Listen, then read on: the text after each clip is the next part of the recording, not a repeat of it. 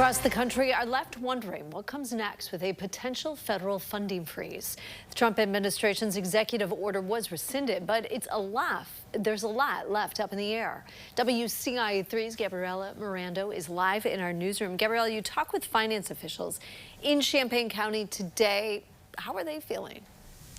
Jennifer, overwhelmed and confused were the words that I kept hearing. Both finance departments say it's been a hectic couple of weeks ever since President Trump stepped back into the White House.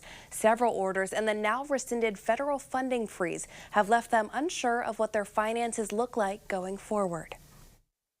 It's never easy budgeting or planning for revenue changes. In Champaign and Urbana, that challenge is increasingly apparent. New orders are coming through all the time, and so it's just a lot of uncertainty around, will that grant funding still be available? President Trump ordered a temporary funding freeze last week. The since-repealed memo is one of several federal orders that have started a snowball of potential changes to allotted dollars. Now what we're starting to see is similar kinds of directives coming from different agencies. One of those orders comes from the Department of Transportation. It lists out funding preferences and limitations based on birth rates, vaccine mandates, and compliance with immigration enforcement. We're not quite sure, where these federal orders are going to go, like how deep that impact will be. Both cities count on millions of dollars in federal funding. Champaign's budget for the last fiscal year had about $10.7 million in grant revenue. Urbana's budget for this year has about $7.4 million planned. If we have to replace ongoing grant funding,